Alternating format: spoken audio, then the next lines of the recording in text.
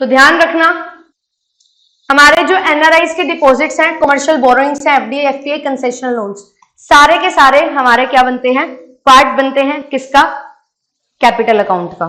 इसका capital account का चारों कंपोनेंट है, याद रखना। अब इसमें ना जो कैपिटल अकाउंट में पैसा आता है वो दो तरीके से आता है। कैसे दो तरीके से आता है? एक होता है डेट, दिखाई दे रहा होगा आई होप व्हाइट कलर। एक होता है डेट क्रिएटिंग इनफ्लोस, इनफ्लोस के टाइप हैं, और एक होते हैं non debt creating inflows.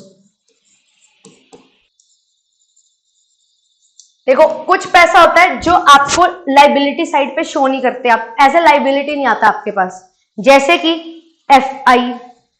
FDI मतलब फॉरेन इन्वेस्टमेंट। हम कोशिश करते हैं अगर हमें पैसा लेना हो कि हम फॉरेन इन्वेस्टमेंट के तौर पे ले सकें, क्योंकि इससे हमारा कोई डेट अराइज नहीं होता है। तो एफडीआई हो गया, एफपीआई हो गया, ये हमारे क्या है, ये हमारे नॉन डेट क्रिएटिंग इनफ्लोज है।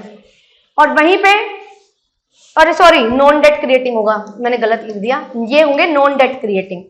और डेट क्रिएटिंग में कौन से होंगे, जहां पे आपको रीपे करना पड़ेगा, ठीक है, जहां पे आपको रीपे जो है वो करना पड़ेगा।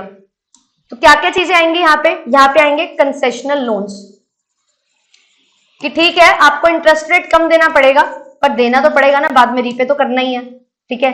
कोई आपको एक्सटर्नल असिस्टेंस मिल जाती है,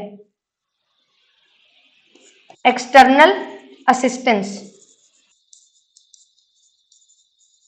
मतलब वही एक्सटर्नल असिस्टेंस ही है ना, जो वही हमारे क्या होते हैं, कंसेशनल लोन्स का पार्ट बनते हैं, ठीक है।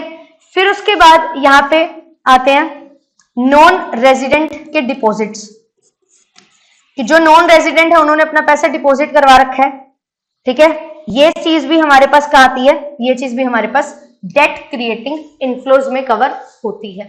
और जो हमारी कमर्शियल बोरोइंग है वो तो आती है, ठीक है, जो हमारी कमर्शियल बोरोइंग है वो तो आती ही है।